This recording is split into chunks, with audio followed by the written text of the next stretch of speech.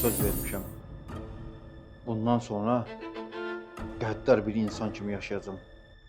Sən necə insansan? Sən öz doğma qardaşını öldürür. Onun yerinə keçmisən?